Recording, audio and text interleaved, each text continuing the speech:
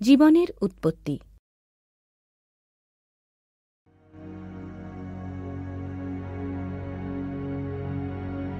আজ থেকে প্রায় ৫০০-৬০০ কোটি বছর আগে পৃথিবী সহ সৌরজগতের বিভিন্ন গ্রহগুলির সৃষ্টি হয়। সূর্য থেকে ছিটকে পড়া জ্বলন্ত গ্যাসের পিণ্ড ধীরে ধীরে টুকরো টুকরো হয়ে সৌরজগতের গ্রহগুলি সৃষ্টি হয়। এই বিশেষ ধারণাকেই গ্রহ উৎপত্তি প্রকল্প বা প্ল্যানেটেস্টিমাল হাইপোথেসিস বলে। আবার নেবুলার প্রকল্প বা নেবুলার হাইপোথেসিসের ধারণা অনুযায়ী আমাদের এই সৌরজগৎ মহাজাগতিক ধূলিকণার ঘনীভবনের ফলে প্রায় ৪৬০ কোটি বছর আগে উৎপত্তি হয়। উৎপত্তির সময় পৃথিবীর উষ্ণতা ছিল প্রায় ৫,০০০ থেকে ৬,০০০ ডিগ্রি সেলসিয়াস।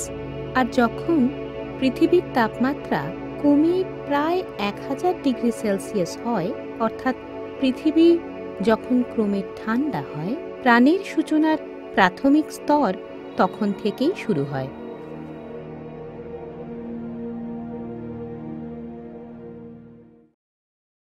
জীবনের উৎপত্তি কবে কখন হয়েছিল তোমরা জানো?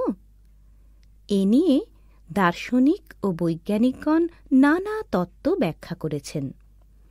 সকল তত্ত্ব খারিজ করে দুই বিজ্ঞানী, রাশিয়ান বিজ্ঞানী ওপারিন ও ব্রিটিশ বিজ্ঞানী হ্যালডেন, জীবনের উৎপত্তি নিয়ে জৈব রাসায়নিক মতবাদ প্রবর্তন করেন। জীবনের জৈব রাসায়নিক উৎপত্তি সংক্রান্ত প্রকল্প। তোমরা হয়তো জানো, Alexander Oparin the origin of life on earth নামক গ্রন্থে জীবনের উৎপত্তি সংক্রান্ত যে প্রকল্পটি প্রণয়ন করেন তা ওপারিন প্রকল্প নামে পরিচিত। পরবর্তীকালে বিজ্ঞানী J.B.S. হ্যালডেন রেশনিস্ট অ্যানুয়াল নামক জার্নালে প্রাণের উৎপত্তি সম্পর্কে প্রায় একই রকম মতবাদ প্রকাশ করেন। জৈব রসায়ন, জীববিদ্যা ও ভৌগোলিক তথ্যের ভিত্তিতে গড়ে ওঠা তাঁদের মতবাদটি জীবনের জৈব রাসায়নিক উৎপত্তি প্রকল্প নামে পরিচিত। এতক্ষণ আমরা জীবের উৎপত্তি ও জীবনের জৈব রাসায়নিক প্রকল্প সম্পর্কে জানলাম। এবার জানব এর কতগুলি পর্যায় ও তার বিস্তার সম্পর্কে। প্রথম পর্যায়, পৃথিবীর উৎপত্তি ও তার প্রাচীন পরিবেশ।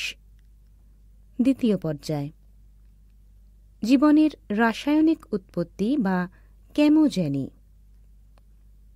তৃতীয় পর্যায়, প্রাণীর জৈবিক বিবর্তন বা বায়োজেনি। চতুর্থ পর্যায়, ইউক্যারিওটিক কোষের আবির্ভাব। পৃথিবীর উৎপত্তি ও তার প্রাচীন পরিবেশ। পৃথিবীর উৎপত্তি সম্পর্কে দুটি মতবাদ রয়েছে। একটি হল প্ল্যানেটেসিমাল বা হাইপোথেসিস, আর দ্বিতীয়টি হল নীহারিকা প্রকল্প বা নেবুলার হাইপোথেসিস।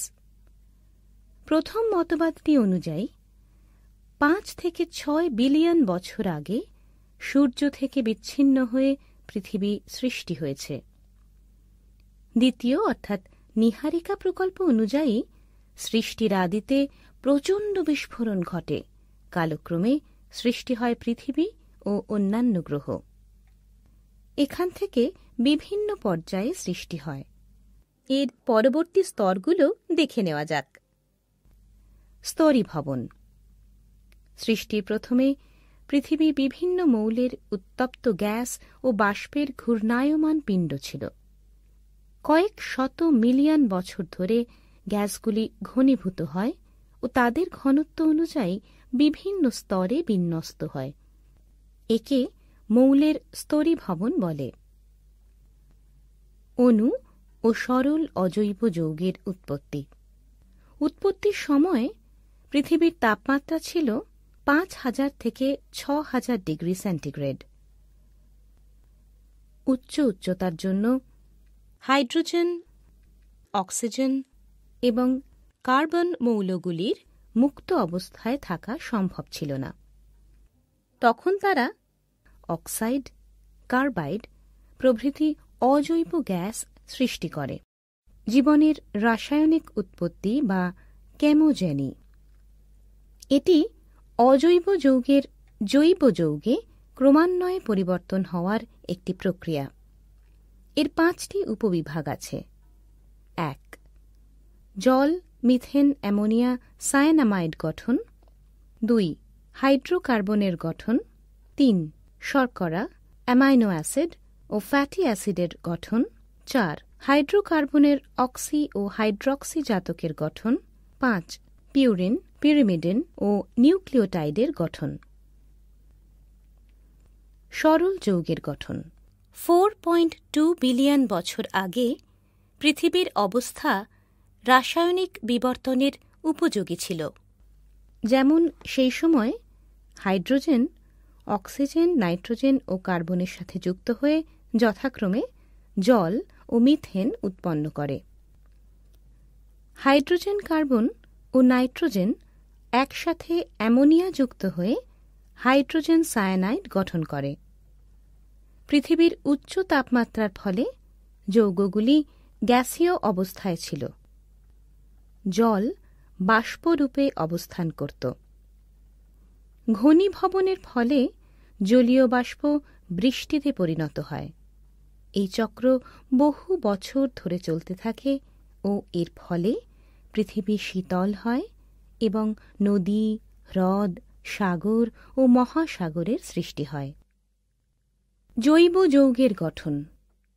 উষ্ণতা হ্রাস পেয়ে 100 ডিগ্রি সেন্টিগ্রেড বা তারও কম হওয়ায় খনিজ অণুগুলি ঘনীভবন, পলিমারাইজেশন ও জারণ বিজারণের ফলে সরল জৈব যৌগ যেমন alcohol, aldehyde, amino acid, glycerol, fatty acid, সরল শর্করা, পিউরিন এবং পিরিমিডিন ইত্যাদি সরল জৈব যৌগ গঠন করে। এই বিক্রিয়াগুলি অতিবেগুনি রশ্মি বিকিরণ ও বজ্রাঘাতের ফলে সৃষ্ট তড়িৎ শক্তি এবং অগ্ন্যুৎপাত ইত্যাদি বিষয় দ্বারা প্রভাবিত হয়। জটিল জৈব যৌগের গঠন। সরল অণুগুলি যুক্ত হয়ে জটিল অণু যেমন polysaccharide, fat, protein, nucleotide, nucleic acid ইত্যাদি গঠন করে।